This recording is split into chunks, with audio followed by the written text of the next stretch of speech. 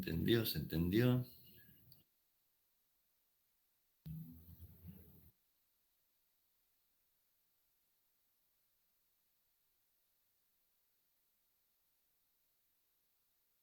Sí, Natalia, yo había desarrollado el tema en la clase, pero bueno, hay cosas que yo dije que no están en el capítulo de la farmacopea.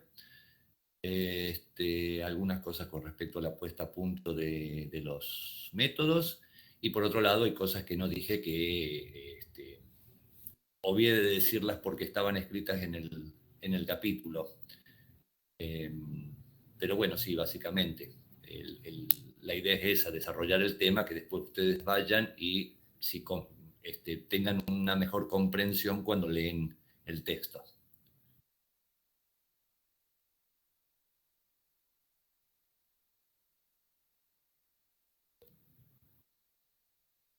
La pregunta 5. A ver, ¿cuál era la pregunta 5? Déjame que me fijo. Chan, chan, chan, chan, chan.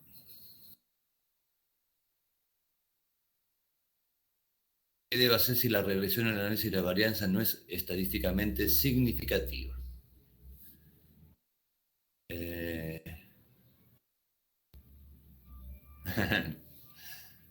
ahí te están contestando. Mientras yo fui a buscar la pregunta, Pablo, te están contestando tus compañeros.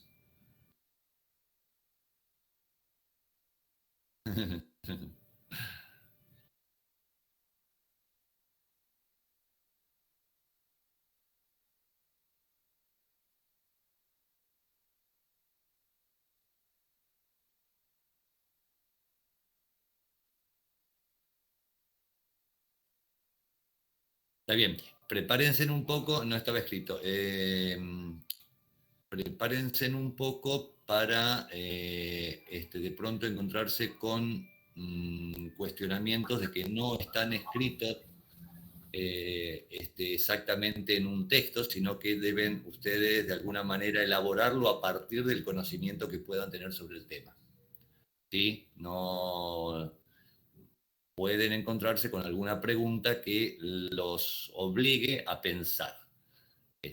Cosa horrible, si las hay.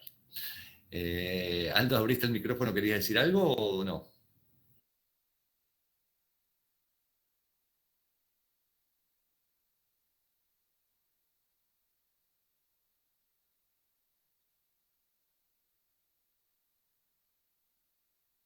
Mm. Está bien, Pablo. Justamente, a ver, la idea es que tener este espacio como para que puedan consultar todas las cosas. No hay inconveniente en eso. Justamente este es el momento de consultas. Durante la cursada es el momento de consultas.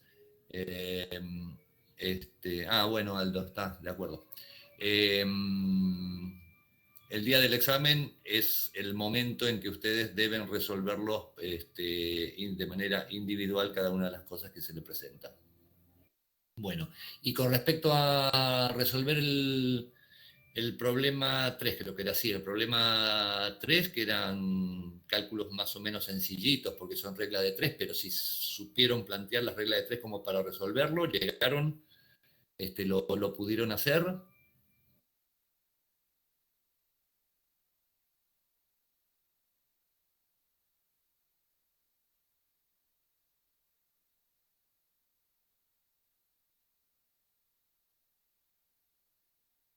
Bueno, bueno, hoy vamos a ver un tema que no es demasiado extenso.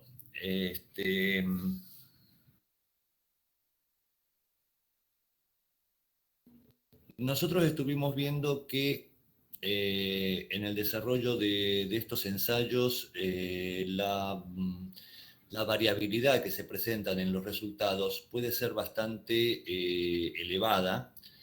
De hecho, siempre es elevada a tal punto que exige que en el resultado que nosotros estamos brindando debamos incluir no solamente el dato de la potencia, ya sea de la droga o del medicamento que estemos valorando, sino que además debamos incluir con qué grado de confianza hemos obtenido ese resultado, que es precisamente la inclusión del intervalo de confianza. Todos los resultados que provienen de este tipo de ensayos deben ir acompañados con el intervalo de confianza con el cual se adquirió ese resultado.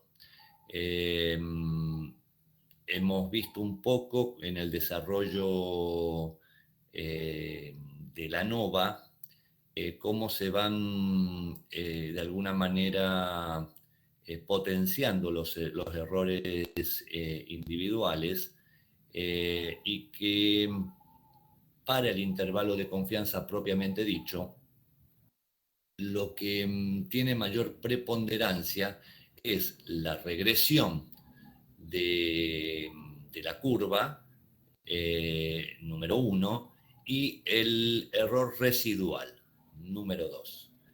De tal manera que nosotros entonces, a través de alguna modificación que pudiéramos hacer en el ensayo, buscábamos de disminuir el error residual. Una cosa que no recuerdo si lo dije, si ya estuvieron leyendo el capítulo de 10 de la farmacopea, lo habrán visto, que la regresión, cuando no es demasiado buena, se puede buscar de mejorarla a través de introducir una variable matemática dentro del resultado. Dicho de otra manera, nosotros acá trabajábamos en lo que es 3 más 3 de rectas paralelas, siempre íbamos a trabajar con dosis baja, media y alta, logarítmicas, distanciadas geométricamente entre sí. O sea, íbamos a trabajar con el logaritmo de las dosis. Con respecto a la respuesta, podemos trabajar básicamente con lo que es la respuesta propiamente dicha. En el caso del ensayo de la menotropina, hablábamos del peso de un órgano de los animales. Podemos trabajar perfectamente con ese peso del órgano. En el caso de lo que es el ensayo para antibióticos, y en un caso trabajábamos con lo que es el diámetro del halo de inhibición. En el otro ensayo íbamos a trabajar con la medición de la turbidez, ya sea la transmitancia o la absorbancia. Pero hay algunas maneras de poder provocar resultados un poco mejor, y esto es transformando las respuestas por algún mecanismo matemático. O sea, para darles algún ejemplo, podríamos tomar, por ejemplo, lo que son los halos de inhibición, no el diámetro, sino la superficie. O podríamos tomar dos diámetros de halo, vertical y horizontal, o sea, hacer algo así como diámetro al cuadrado. Podemos utilizar la raíz del resultado, podemos utilizar el logaritmo del resultado, podemos utilizar el resultado al cuadrado, al cubo. Estos son algunos mecanismos matemáticos que nos van a permitir de alguna manera mejorar la regresión de la curva cuando es necesario. No es que se haga siempre, simplemente hay casos en donde por ahí resulta necesario hacerlo. ¿Por qué? Porque la curva no tiene la suficiente pendiente como para poder trabajar con el resultado tal cual.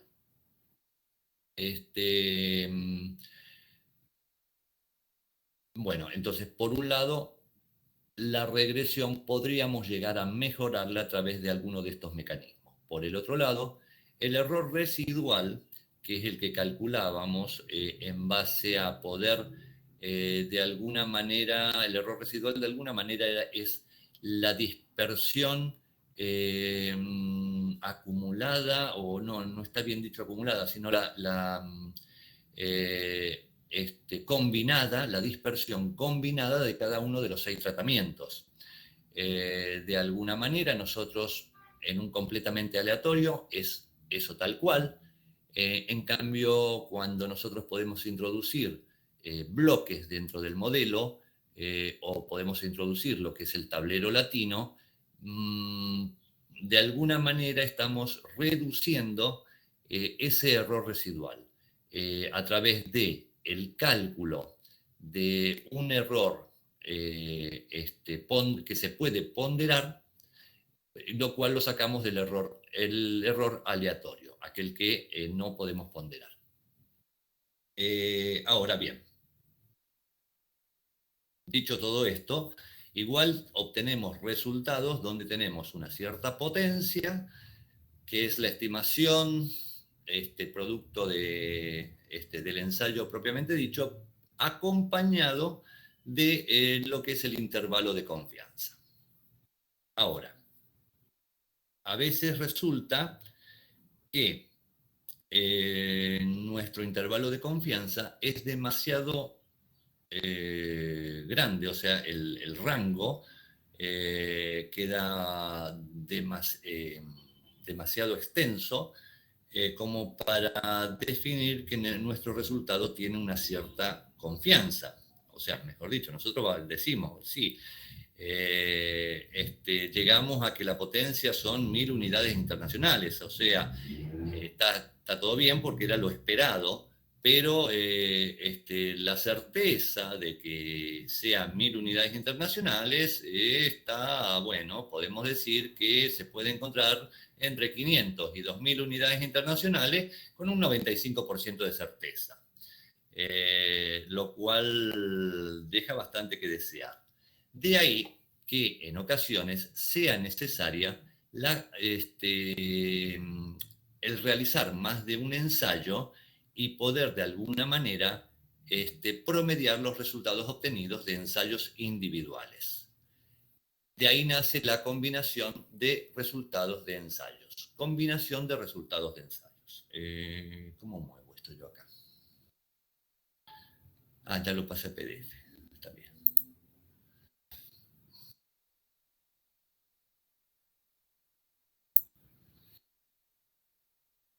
Supónganse que tengo un ensayo donde esto puede ser básicamente... después, claro, en el ANOVA, yo no me acuerdo si esto era de placas. Esto es un completamente aleatorio. Estos son los resultados de un ensayo completamente aleatorio, donde tenemos dosis baja, dosis media y dosis alta del patrón y del desconocido. Y dentro de cada tratamiento tenemos 5 datos, o sea, el N chico es 5. Ensayo 1, hacemos el cuadro de la ANOVA, vemos que nos cumple preparaciones, regresión, paralelismo y linealidad, o sea, el análisis de varianza nos da el cumplimiento del ensayo. Y acá obtenemos entonces la potencia hallada, la potencia estimada, 4427. Dice que es un 110% de lo compendiado y que los límites del intervalo de confianza están entre 3.714 y 5.288, correspondiendo a un 84, entre un 84 y un 120% de la potencia hallada. Ese es el ensayo 1. El ensayo 2, otra tablita de resultados, nuevamente un análisis de varianza donde todas las condiciones cumplen, y los resultados. En este caso es 99,6% del valor esperado, digamos, el hallado con respecto al supuesto, y está entre el 85 y el 116%. Y tenemos un tercer ensayo, donde también tenemos cumplimiento de las condiciones del análisis de varianza, y en este caso es 91%, entre 90 y 110 del valor hallado.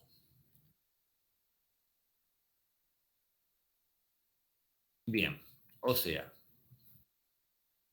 acá tenemos los tres resultados de los ensayos. Fíjense en ustedes, el primero dice 110%, el segundo 99%, el tercero 91%.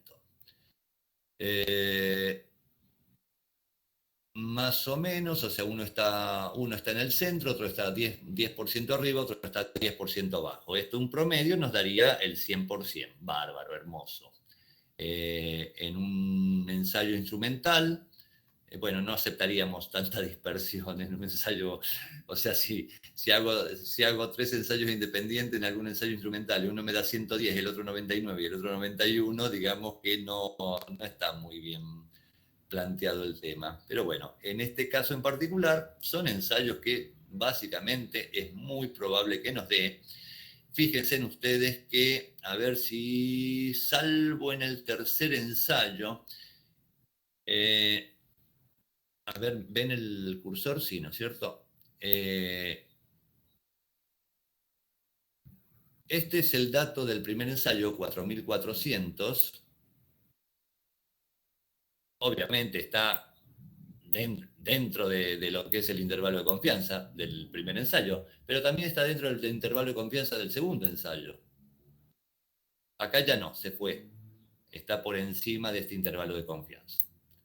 Si analizamos este 3900, está dentro de este intervalo de confianza, está dentro de este intervalo de confianza. Y si analizamos este 3600,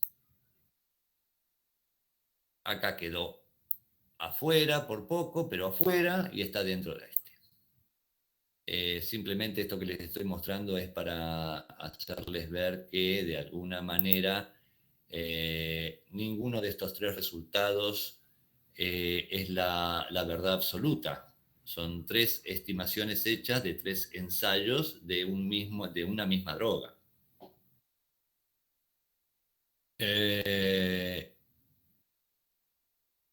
Bien, si nosotros promediamos directamente, nos daría, creo que sí, queda justo, 100%. Vamos a cambiar.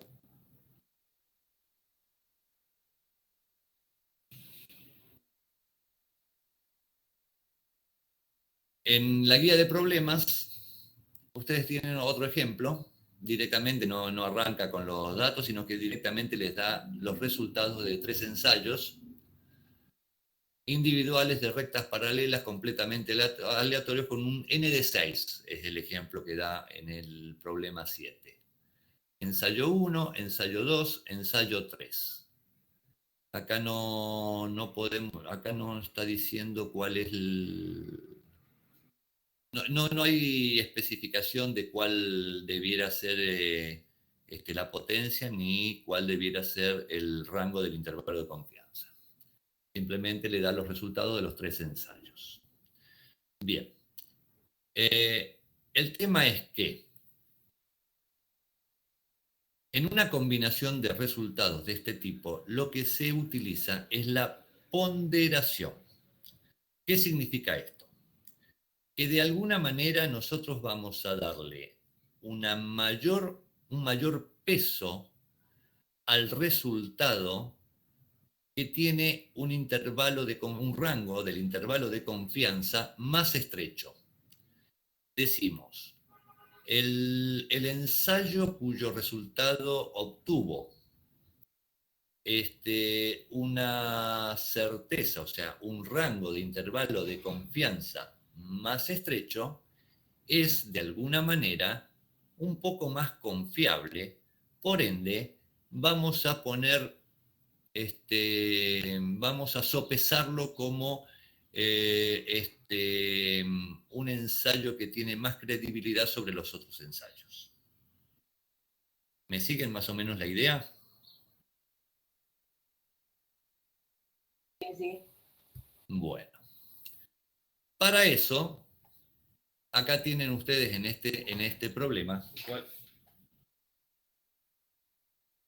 tienen ustedes en este problema cómo se va desarrollando matemáticamente. Pero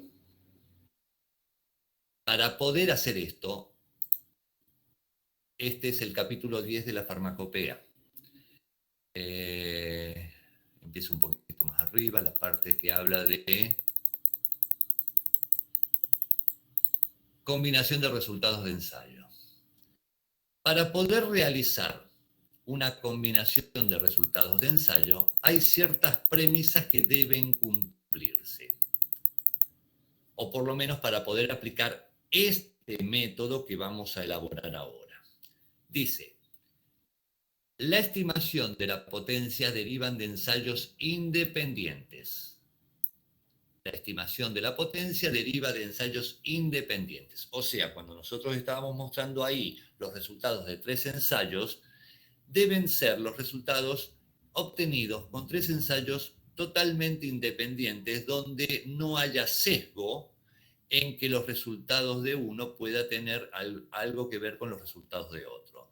Y acá creo que sí, los menciona acá en este capítulo de la farmacopea, que el realizar ensayos con la misma dilución del estándar o de las muestras, no son ensayos independientes. O sea, ensayos independientes es partir absolutamente de cero con todo. Incluso creo que también habla con si existe algún tipo de reactivo que se esté utilizando. Entonces, yo para poder hacer una ponderación de resultados, una de las premisas fundamentales es que esos resultados provienen de ensayos independientes. La segunda premisa dice, para cada ensayo, C, ¿se acuerdan del valor de C, lo que era? Lo calculábamos para poder obtener el intervalo de confianza y habíamos dicho que es un número que siempre va a ser superior a 1 y mientras más cercano a 1, significa, de alguna manera repercutía en el intervalo de confianza, era bastante más estrecho. Yo les hablé de un dato que es, dependerá de cada laboratorio y cada ensayo propiamente dicho, pero les hablaba de un dato de 1,05 como un muy buen dato. Acá les está diciendo que debe ser inferior a 1,1. Entonces, la segunda premisa, en cada uno de los ensayos que se pretende hacer la ponderación, además de ser independientes, el valor de C debe ser inferior a 1,1. La tercera premisa es que el número de grados de libertad de los errores residuales individuales de cada ensayo no debe ser inferior a 6, dice preferiblemente mayor a 15. ¿Alguien me puede decir en los ensayos que estábamos viendo recién? Lo vuelvo a poner.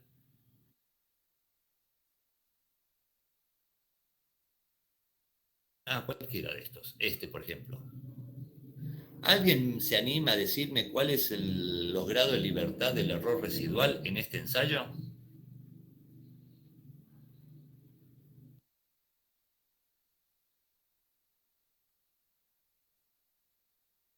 Chan, chan, chan, chan.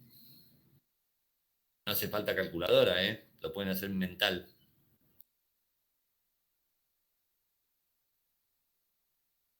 Sergio dice, ¿14? Pregunta.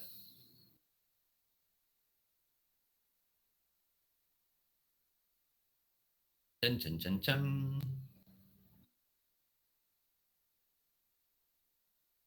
30 menos 5, dice Graciela. Chan, chan, chan, chan.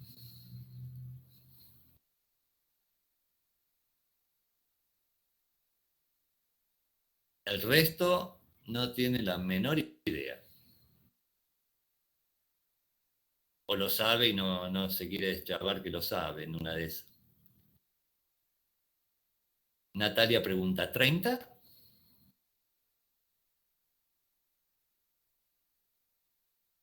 Mónica dice 15, con certeza, Mónica. Antes era una pregunta 14, ahora 15, dice. No, profe, yo no tengo... Bueno.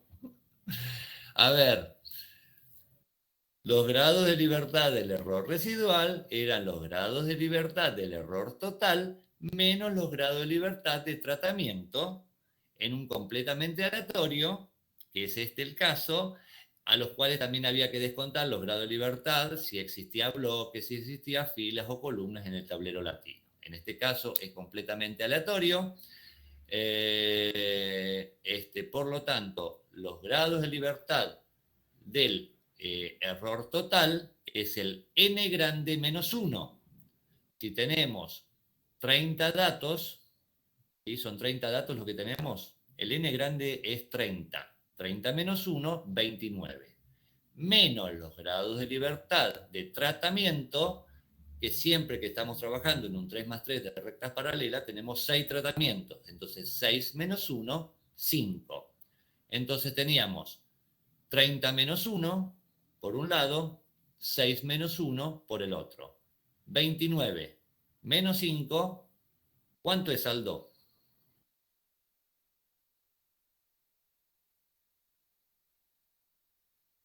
No, todavía está buscando la calculadora, Aldo.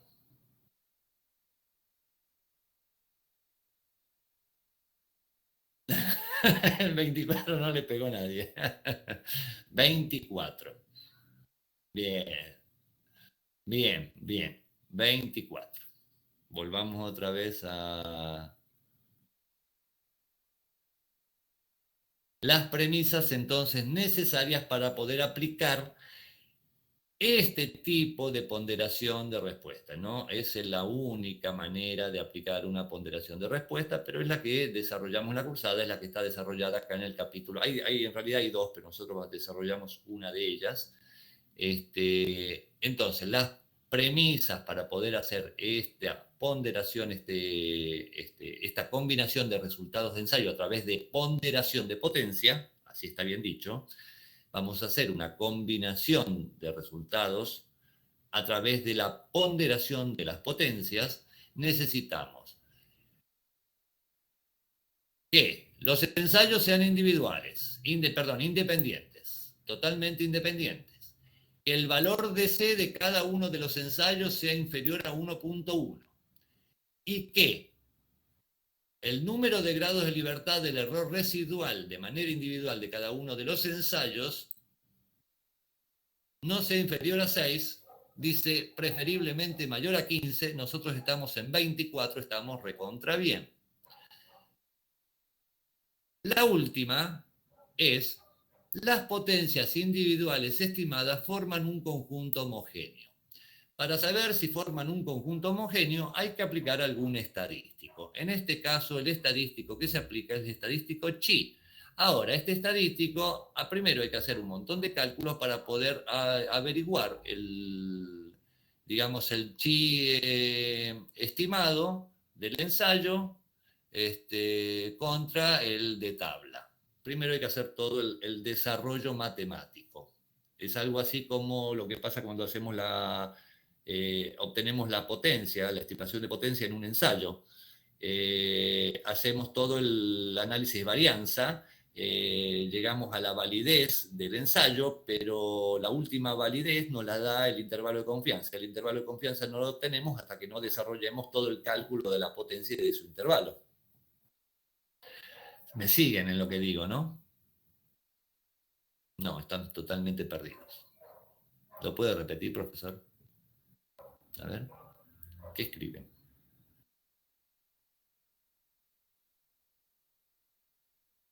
Bueno, ni se animan a escribir. Volvamos entonces. Son las premisas que necesitamos. Acá no sé si lo dice, pero bueno, se supone que estamos en presencia en la guía de problemas, ¿no? Para la estimación de potencia, un producto biológico, calcula la potencia en límite de confianza, dicho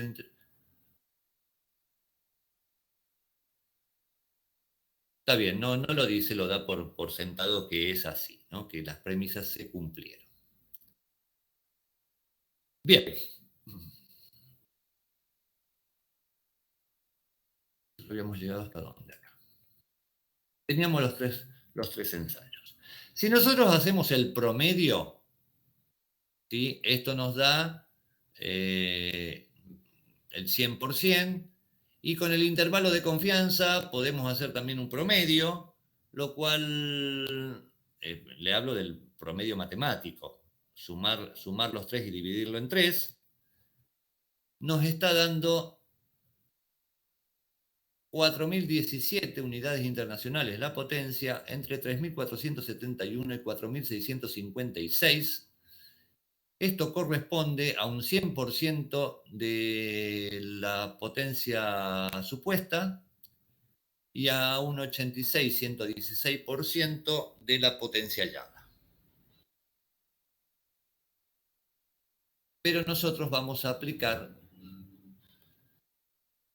ponderación de potencias. Acá tenemos nosotros los resultados obtenidos en los 3 ensayos individuales. No está en porcentaje, por lo tanto es difícil poder ver acá cuál tiene, o sea, verlo así a simple vista, cuál tiene un intervalo de confianza más estrecho. Pero bueno, el mecanismo para obtener el peso, el 2, dice Natalia. Bueno, gracias, Natalia. El mecanismo para poder obtener, para poder de alguna manera ponderar, darle peso a cada uno de esos resultados es, en primera instancia, lo que se hace es transformar las potencias y los límites de sus intervalos de confianza en logaritmos. Se trabaja en logaritmos, no se trabaja en unidades internacionales, como dice, como están los resultados. Se transforma todo a logaritmo. Y a continuación, ya una vez que tenemos el logaritmo, lo que hacemos es calcular, dice, la longitud de cada uno de los intervalos de confianza y lo vamos a llamar L, L mayúscula. Entonces, en el primer ensayo, los logaritmos del intervalo de confianza eran 3,101 y 3,295. Hago simplemente el mayor menos el menor y obtengo esta diferencia. Esa es la longitud en logaritmo del intervalo de confianza del primer ensayo. Claro, acá lo podemos ver. 0,09 es la longitud en logaritmo del intervalo de confianza del segundo ensayo. Ese, Natalia tiene razón, es el número menor. Por lo tanto, es el más estrecho. Lo mismo con el ensayo 3. Entonces, a esto le llamamos L mayúscula y va a ser L1, L2, L3, dependiendo que venga del ensayo 1, 2 o 3.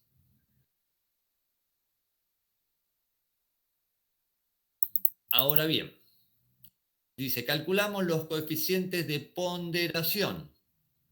El coeficiente de ponderación para cada ensayo es un valor estadístico que surge de la TED Students, o sea, un cociente, perdón, donde el numerador es un dato estadístico de Student y el denominador es lo que acabamos de averiguar nosotros, que es la longitud, el cuadrado de la longitud del intervalo de confianza. Entonces, este W va a tener como numerador para todos los ensayos lo mismo, pero como denominador va a tener un número más pequeño cuanto más estrecho sea el intervalo de confianza. Por ende, W va a ser mayor cuanto menor sea el intervalo de confianza. ¿Se entendió? Sí. Bueno. Solo me quedó una duda sobre el valor de t. Es el que está multiplicado por 4 y al cuadrado. ¿Ese sale de Sí. tabla? Es. Sí, ahí te lo dice, siendo T el que surge del cálculo de intervalos de confianza de cada Ah, ensayo, grado de libertad del error residual. Es el T de student, eh, dice que surge el intervalo de confianza, claro, porque el T de student se usa cuando haces el intervalo de confianza. ¿Te acordás de la bien. fórmula del intervalo de confianza? Bueno, no importa que no te la acuerdes, que es una cosa larga, horrenda, por ahí estaba metido en algún lado estaba metido el T. Ahí te lo dice, grado de libertad, el error residual, o sea, para este ejemplo, alfa y grado de libertad 30, es en este caso, ¿por qué 30 el grado de libertad? Ah, del error residual. ¿Por qué 30? Espérate. Si habíamos calculado que era 24. Ah, no, porque este es un n de 6. Siendo un n de 6, tenemos un n grande 36, o sea, son 35 menos 5, 30. Perfecto. Por eso habla de 30. Entonces, va a tener un W, ¿sí? Que la W peso mayor cuanto menor sea el intervalo de confianza. El rango, digamos, del intervalo de confianza. A menor rango de intervalo de confianza, mayor peso. Y así vamos a calcular peso para el ensayo 1, para el ensayo 2, para el ensayo 3.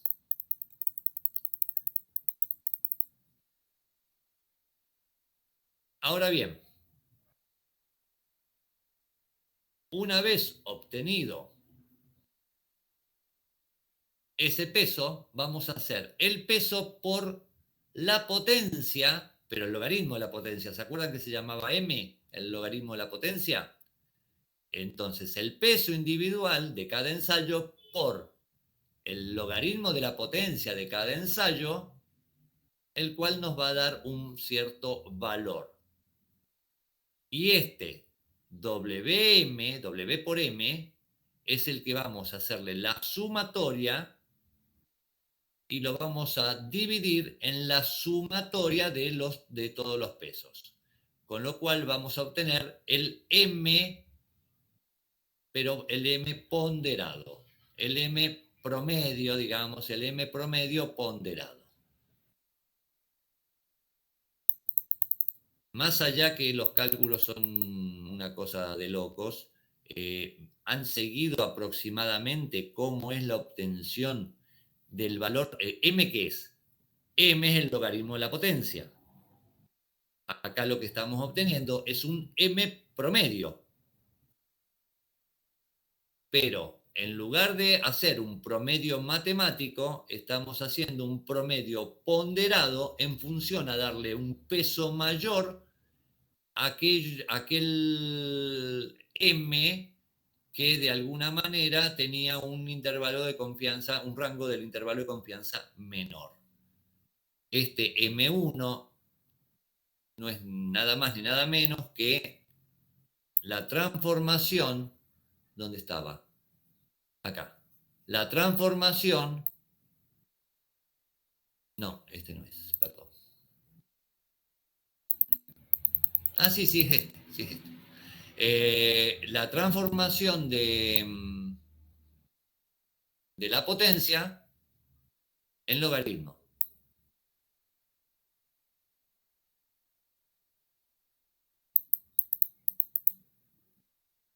Bien. Una vez obtenido el m ponderado, sacamos el antilogaritmo y ya obtenemos la potencia ponderada de los tres ensayos. Para el cálculo del intervalo de confianza,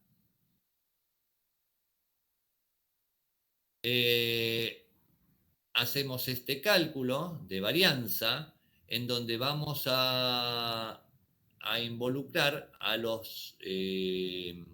peso otorgado a cada una a los W, a los pesos otorgados a cada uno de los resultados del ensayo.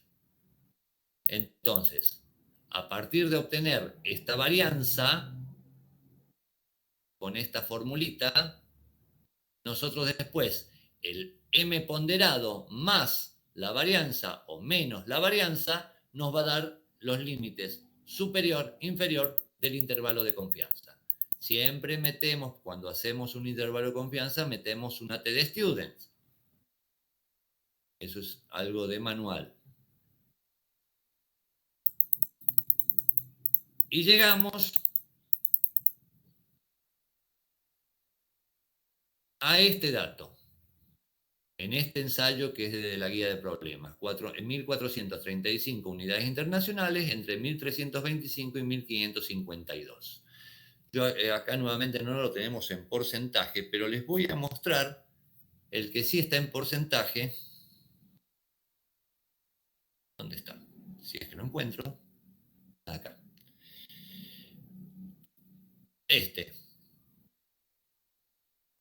Esto es si hacíamos un promedio directo. Sumábamos los tres, los dividíamos en tres.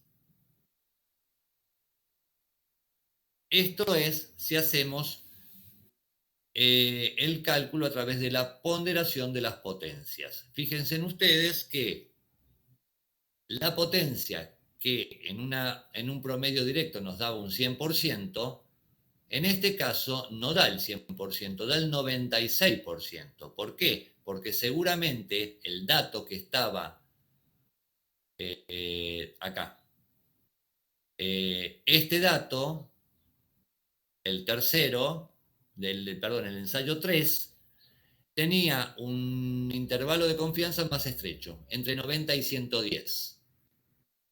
Por lo tanto, tenía más peso ese resultado que el resto de los ensayos, y eso arrastró a que la potencia hallada no fuese del 100%, sino que fuese más baja. Ahora bien, el intervalo de confianza, fíjense en ustedes, acá es de 86 a 116, el promedio sencillo, mientras que haciendo la ponderación de potencia, fíjense ustedes cómo se redujo a 93 a 118. Incluso es más estrecho que el más estrecho de los ensayos individuales. El más estrecho de los ensayos individuales nos hablaba de un 90 a 110, ¿recuerdan? Acá, 90 a 110, el ensayo 3. Acá tenemos 93 a 108. O sea, por un lado obtuvimos una potencia que se vio de alguna manera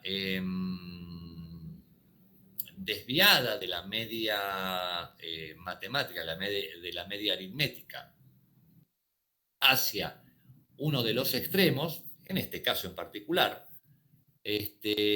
pero ese dato lo estamos obteniendo con un intervalo de confianza más estrecho, es más confiable de alguna manera que el resto de los ensayos de manera individual. ¿Había algo más acá? Ah, sí. El chi cuadrado que todavía no llegué. Yo les decía que una vez realizados los cálculos, veíamos la validez con respecto a que si lo que estamos nosotros de alguna manera considerando que podían ser combinables entre sí, realmente lo eran, que era una de las premisas. Uy, me fui. ¿Dónde estoy? ¿Dónde estoy? Era una de las premisas con respecto a poder utilizar este método. Dice, las potencias individuales estimadas forman un conjunto homogéneo. Y bueno, la manera de saber si forman un conjunto homogéneo, en este caso en particular, voy a ir, estoy apretando mal el botón, es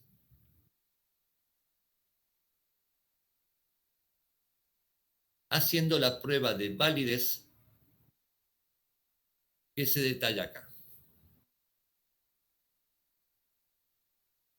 Dice, la media ponderación solo es válida si surge la combinación de estimaciones de potencia homogéneas. Esto es, si no hay una diferencia significativa respecto a un estadístico chi cuadrado. Para el estadístico calculado usamos, entonces, la diferencia entre la media ponderada y la media individual elevada al cuadrado por el peso individual y hecho la sumatoria, ¿sí?, me da el chi cuadrado calculado. Lo vuelvo a decir. La media o la potencia en logaritmo, la potencia ponderada menos la potencia individual de cada ensayo elevado al cuadrado multiplicado por el peso otorgado al ensayo, ¿sí? Y todo eso, obviamente, en este caso vamos a tener 3m, 3w, lo sumamos y eso nos da el chi cuadrado. En este caso, el chi calculado nos da 1,251. En la tabla del chi cuadrado se usa los grados de libertad que surge de la cantidad de ensayos que se ponderan menos 1. O sea, nosotros en este caso estamos ponderando 3 ensayos, por lo tanto, los grados de libertad, vamos a la tabla de chi cuadrado y son 2. La tabla de chi cuadrado creo que la tiene acá. Me parece que está acá la tabla de chi cuadrado. Al final del capítulo... ¿Intervalo de confianza? No. La tabla de student. Acá está. En el mismo capítulo tienen una pequeña tabla de chi cuadrado. Para alfa de 0,05, probabilidad 0,05. Habíamos dicho grado de libertad 3 menos 1, 2, 5,991.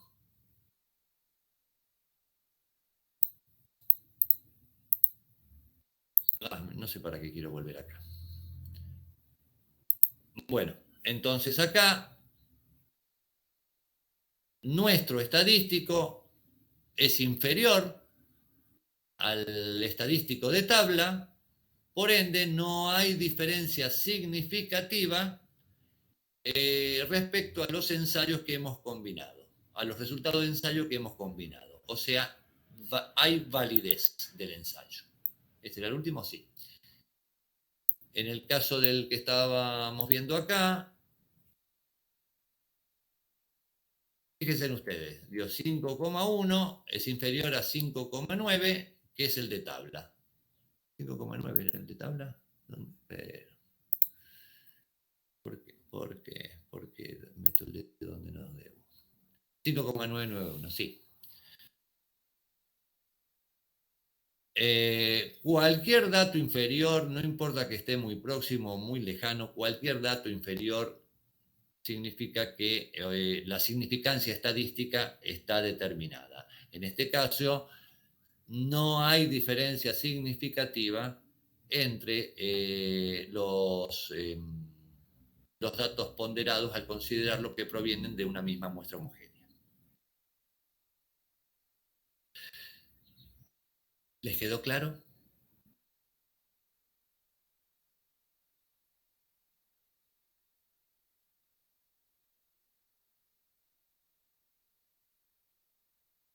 Sí, el tema más allá de que a medias tengo que repasar los pasos. No, o sea, eso es lo que les iba a decir.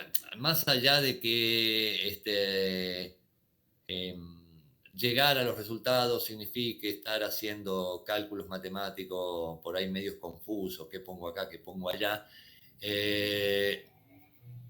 Claro, Sergio, si es que entienden el concepto de lo que es ponderar potencias para después obtener un promedio, pero que no sea un promedio aritmético, sino que sea un promedio ponderado, en donde le doy mayor peso a aquel resultado que ha sido obtenido con un grado de confianza mayor, esto es con un intervalo de confianza menor. Un rango del intervalo de confianza menor me da una mayor certeza o seguridad en el resultado obtenido. Y definitivamente lo que se ve cuando uno hace la combinación de las potencias es que el intervalo de confianza, el rango del intervalo de confianza, disminuye, se hace más pequeño. Bueno.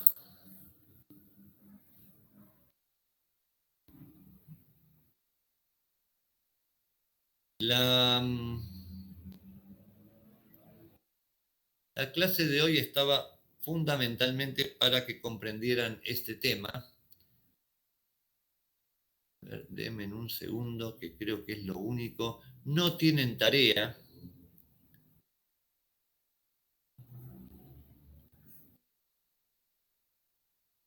Esperen que estoy cambiando de pantallas.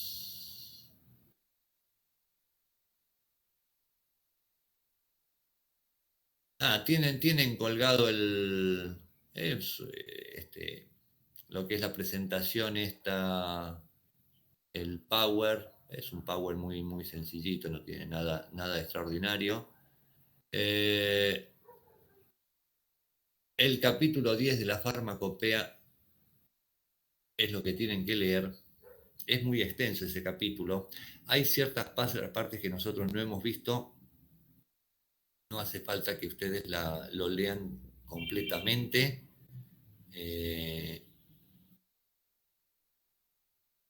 ¿Dónde está? Acá. Pero bueno, todo lo que hemos volcado hasta acá con respecto a los distintos ensayos,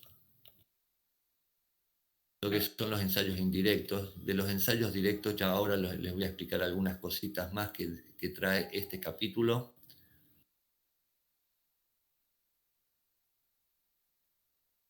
Tiene incluso ejemplos en el mismo capítulo con resultados, cálculos.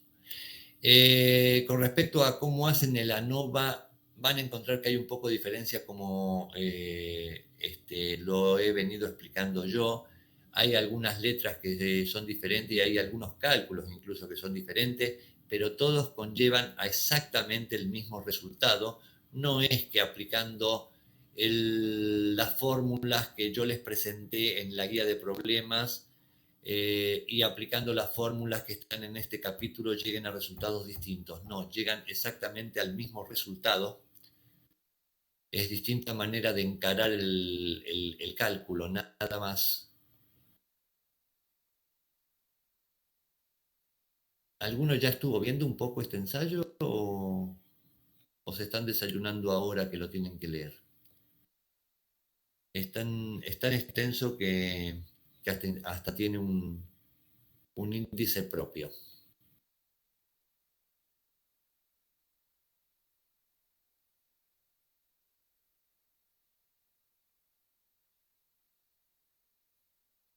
Bueno, los ensayos que dependen de respuestas cuantales.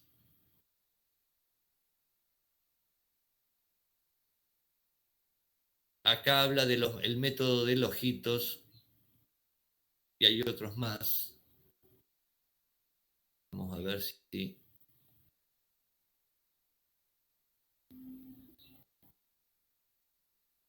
Nosotros lo hemos excluido este año de la cursada. Otros años lo hemos visto. Acá también... no, pero alguien me preguntó y les dije que estaba en este capítulo. ¿Qué pasaba cuando se perdía un dato? Eh, valores perdidos. Acá explica cómo poder recuperar hasta cierto grado algún dato perdido. Hay mucha limitación, pero bueno, se puede llegar a hacer el cálculo. Eh,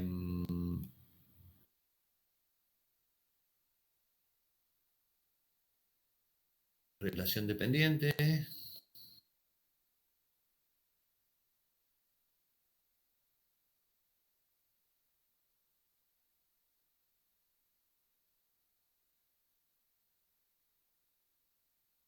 Ensayos que dependen de respuestas cuantales. A ver, básicamente, como para que después cuando lo vayan a leer por ahí lo puedan comprender un poquito mejor, ¿qué es lo que se hace? A ver si hay un cuadro. Sí, acá. Ah, bueno, no, pero este cuadro no les va a decir, este cuadro no. Lo que se hace es lo siguiente. Nosotros teníamos, vamos a sacar.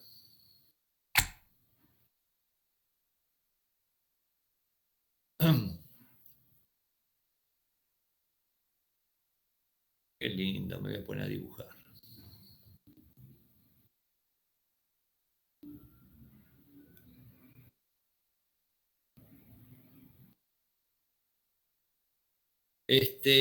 Nosotros lo que teníamos cuando hablábamos de métodos directos era que la respuesta era de todo o nada, era sí o no.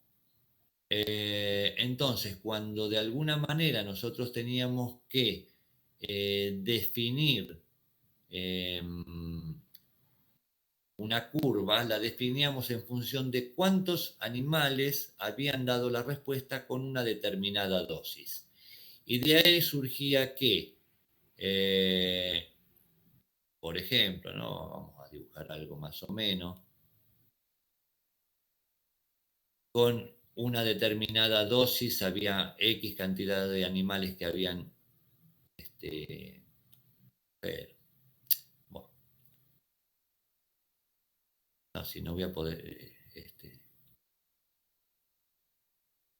voy a tener que hacer un curso de cómo dibujar con mouse. Nosotros lo que íbamos haciendo para obtener la sigmoidea era una acumulación de respuestas respecto de la dosis. De esta manera, de alguna forma, formábamos una sigmoidea. Íbamos y trabajábamos a partir de la sigmoidea en la zona recta de la sigmoidea. Ahora bien,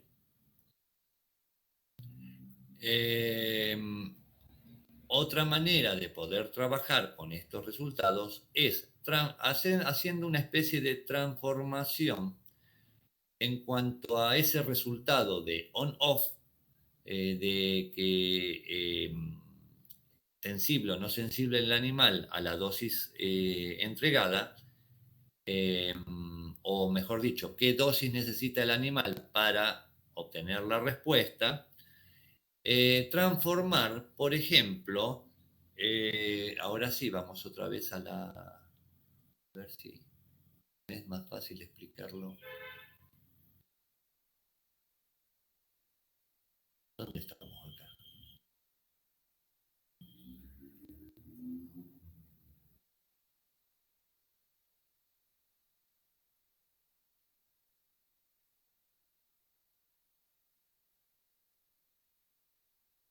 Había un cuadro donde ahora no lo puedo encontrar.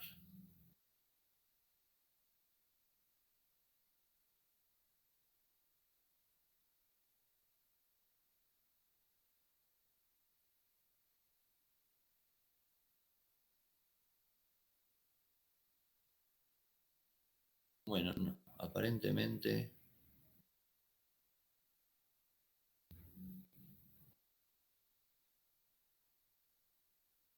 no. Bueno, era de alguna manera segmentar, dejo de compartir, era segmentar la cantidad de respuestas obtenidas con determinada cantidad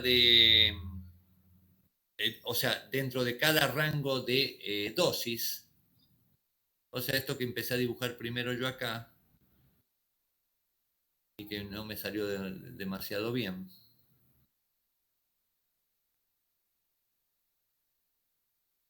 Es decir, bueno, entre la dosis 0 y la dosis, no sé, X, hasta acá, tengo tantas respuestas.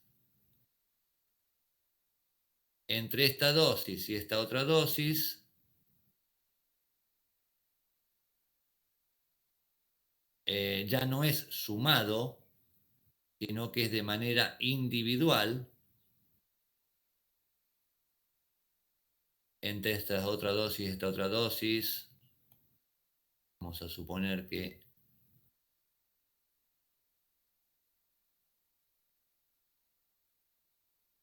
y entre esta dosis y esta otra dosis,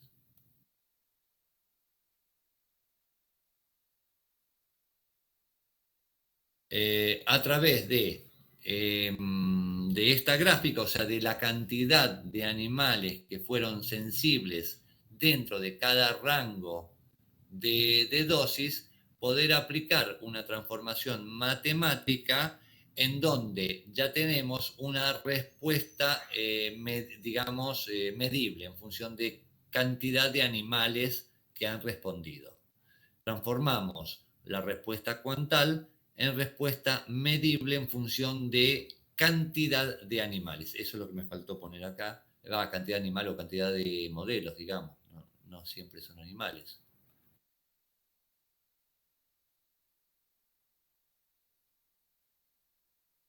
Cantidad de respuesta. ¿Sí? Chan, chan, chan, chan, chan. Bien. Cuando vayan a leer el capítulo, esta parte, léanlo como para tener una interpretación de lo que se está diciendo. No le vamos a dar demasiada relevancia en la cursada. No quiero decir que no le doy relevancia, porque si les digo eso directamente no lo van a leer. Puede llegar a existir alguna pregunta conceptual al respecto.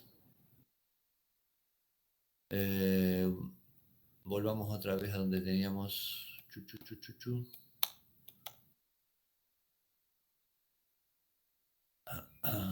Bueno, ¿qué es esto? Relación dependiente, los probitos o los logitos. Bueno, después vienen los ejemplos. Combinación de resultados, que era lo último que vimos, las tablas. Listo. El capítulo 10 tienen que... Me fui. Acá está. El capítulo 10, Farmacopea Argentina, volumen 4, tienen, texto de lectura obligatoria, tienen que conocerlo al detalle. Sobre todo aquellas cosas en donde hemos estado hablando en la cursada.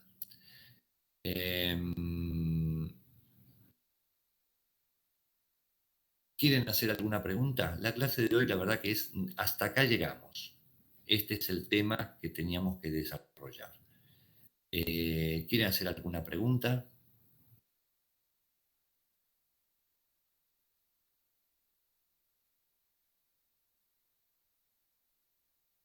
Profe, a mí me cuesta comprender lo que es cuando combinamos curvatura opuesta y curvatura combinada.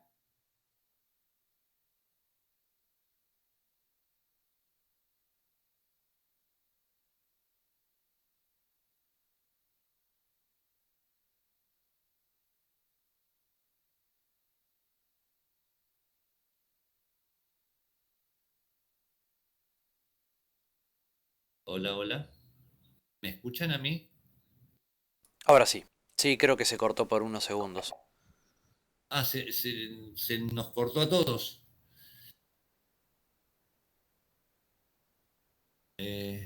Bueno, a ver.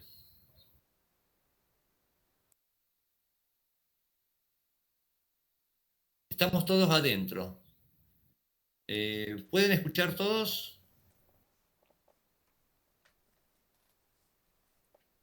Bueno, no sé, se cortó quien estaba hablando que dijo que le costaba Yo, comprender. Graciela, Graciela, sí, dale, Graciela, a ver si ahora tenés más suerte. me Porque no cuesta es... Sí, dale. entender bien lo que es lo de curvatura combinada y curvatura opuesta. O sea, Sí, la combinada es cuando yo sumo los dos términos y la opuesta es cuando los resto, o estoy pensándolo mal. No. No, en realidad vos estás detectando curvatura combinada cuando estás detectando que hay una curvatura combinada, y curvatura opuesta es cuando estás detectando que hay una curvatura opuesta. ¿Qué significa? La fórmula está expresada de tal manera que si vos tuvieses en curvatura combinada, si vos tuvieses curvatura combinada, que es que las dos curvaturas son las dos cóncavas o las dos convexas, te las va a sumar la de una recta con respecto a la otra. ¿Sí? En el cálculo de lo que dice curvatura opuesta, es que si vos tenés curvaturas opuestas, te las va a sumar. ¿Sí? Si tenés una cóncava y una convexa, te las va a sumar. A ver, dicho de otra manera. Ya te vamos a hacer dibujitos.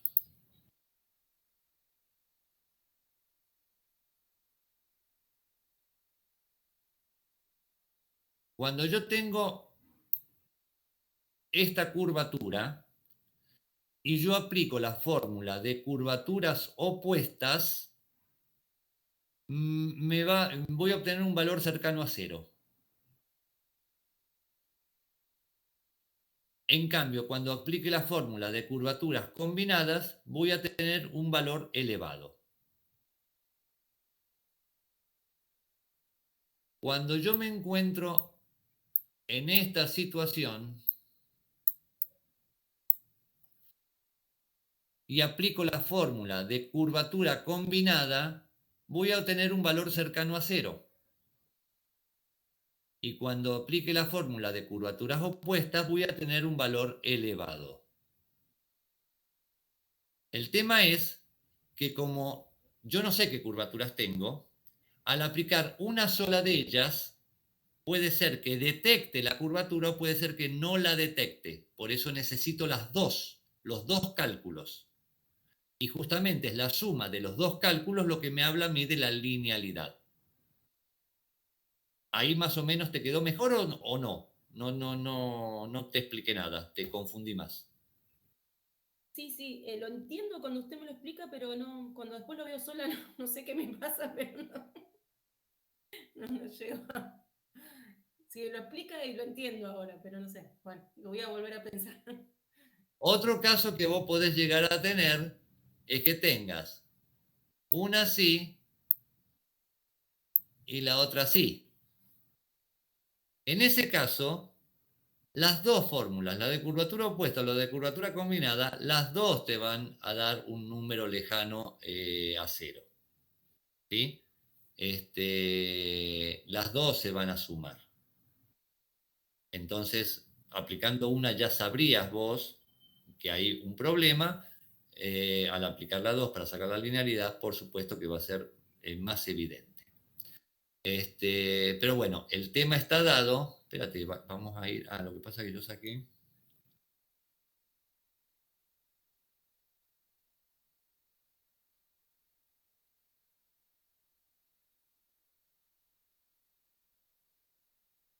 Vamos acá cerquita.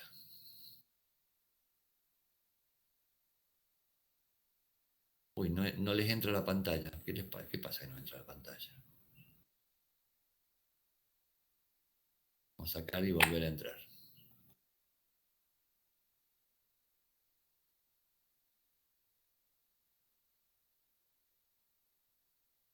Ahí está.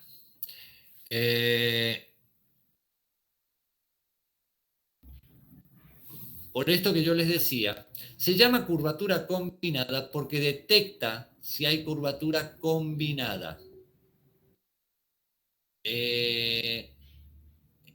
Ahora, si hay curvatura combinada, si yo resto una curvatura a la otra, como las dos son combinadas, si yo restara ambos términos, este término me da 100, este término me da 100, los restos me da 0. Ahora, si yo lo sumo, cuando hay combinada, 100 más 100 me da 200. Cuando hay curvatura opuesta, una tiene 100 y la otra es menos 100. Entonces, si yo lo sumo, 100 menos 100 me da 0 en la combinada. Ahora, si yo los resto, 100 menos 100 me da 200. ¿Me están escuchando, no? Sí. Se me fue la pantalla. Ah, bueno. Sí, entonces se llama curvatura combinada porque detecta la posibilidad de que haya curvas que sean las dos cóncavas o las dos convexas. Y se llama curvatura opuesta porque detecta la posibilidad de que haya una curva cóncava y la otra convexa. De cualquier manera, ninguna de manera individual a mí me está dando una información acabada de que si hay linealidad o no hay linealidad. La linealidad me la va a dar cuando, una vez obtenida las dos curvaturas, yo pueda sacar lo que es la suma de ambas. No, en realidad no podés predecir, con uno solo de los cálculos no podés predecir qué es lo que hay. Porque en una linealidad, muy buena linealidad, o sea, significa que esto te da un valor muy cercano a 0. En una de esas también, en una curvatura combinada, o sea, cuando las dos son curvas para el mismo lado, una te da 0, la otra no, te da grande. O cuando las dos son opuestas, siempre una te da 0, la otra te da grande. Cuando se combina, cuando se potencian, ya sea porque las dos son cóncavas, las dos son convexas, o una es cóncava y otra convexa, pero tienen la misma grado de convectitud, digamos, no sé si se dice así. Para saber si hay linealidad, sí, Graciela, se debe sumar las dos curvaturas. O sea, vos podés predecirlo una vez que tenés el cálculo de las dos curvaturas, no antes. Con el cálculo de una de las curvaturas vos no podés predecir nada.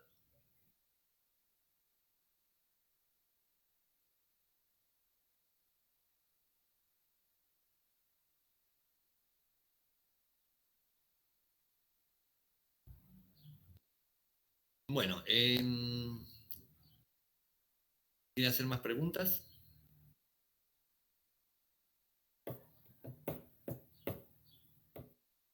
Bueno, Sergio, no. Bueno, hoy terminamos temprano, aprovechen el tiempo para, si no han terminado alguna de las tareas o si quieren verificar alguna de las tareas que tienen que entregar hasta la medianoche de hoy, quieren hacer alguna aclaración, alguna modificación, saben que pueden entrar y modificar lo que deseen de la tarea y la vuelven a presentar. No así las que ya están corregidas, porque las que ya están corregidas, ya las están con nota, ya no las vuelvo a mirar. Entonces va a ser poco factible de que yo me entere que hicieron alguna corrección. Pero las que todavía no tienen nota las pueden llegar a corregirlas. La clase que viene es repaso, ¿verdad? Vénganse afilados como para hacer todas las preguntas que necesiten. Aprovechen, incluso tienen, ¿qué hora? Tienen un par de horas hoy como para, no les digo para estudiar, pues no les va a alcanzar 2 horas para estudiar, pero para poder ver todos los temas, un pantallazo, para poder dar un enfoque en aquello que más o menos le quedó medio flojo, como para poder durante la semana ver si lo pueden resolver o lo traen como consulta para el próximo sábado. El próximo sábado los espero a todos con un gran signo de interrogación. ¿En qué va a constar el parcial, profe? Va a constar en algo que voy a tratar de... iba a decir una palabra impropia, perdón. Voy a tratar de marearlos de manera tal que no lo puedan responder ninguno. ¿Te queda claro, Aldo? Porque así soy, malo.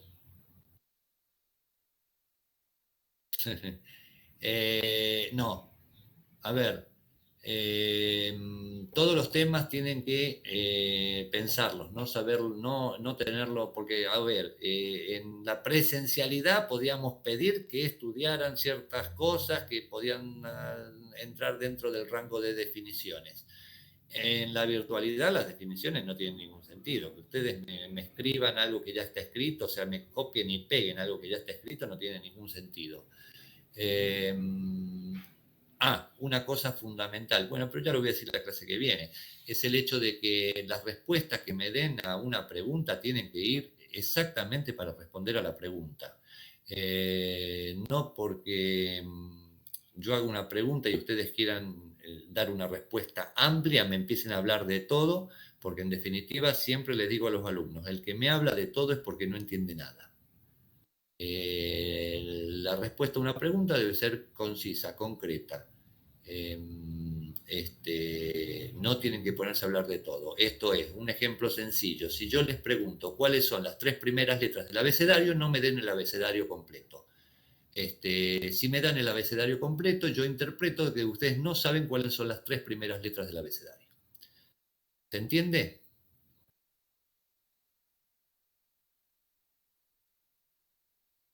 Y tenete una calculadora por las dudas, Graciela. Algún cálculo es muy probable que haya.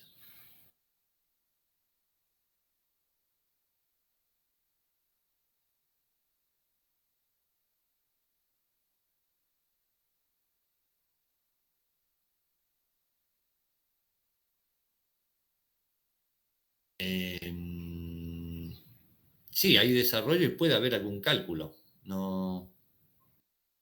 pero no como en los ejercicios. No te voy a poner a hacer un problema completo como en los ejercicios porque te vas a pasar 3 horas haciéndolo. Pero sí te puedo pedir que hagas un cierto cálculo dentro de un ejercicio, alguna cosa, sí se te puede pedir. Por eso tenés una calculadora a mano para hacer algún cierto cálculo. La idea no es que se pasen 3 horas haciendo un ejercicio.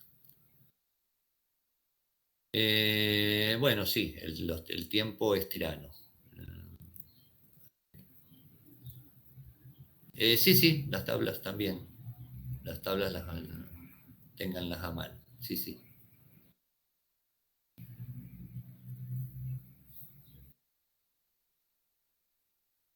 Bueno, igual todo esto vamos a hablar la clase que viene, ¿sí? ¿De acuerdo? O sea, con respecto al parcial, hablamos más específicamente la clase que viene, porque yo ya sé, tienen alguna duda y todas las dudas que surgen son cómo va a ser el parcial. No de los temas específicos o sea, de algún tema puntual dentro de los temas que van a ir al parcial. ¿Viste? Ya empezamos, o sea, buena con el tiempo. Bueno. Aldo, faltan 2 semanas. Prepárate por lo menos para hacer las consultas de las cosas que tengas dudas para el próximo sábado. Bueno, cortamos grabación.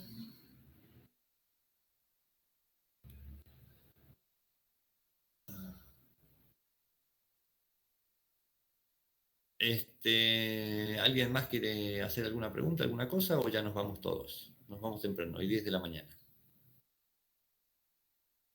Bueno, bárbaro. Hoy clase corta. Hasta el sábado que viene. Gracias, profe. Hasta el sábado que viene. Chao, Leonardo.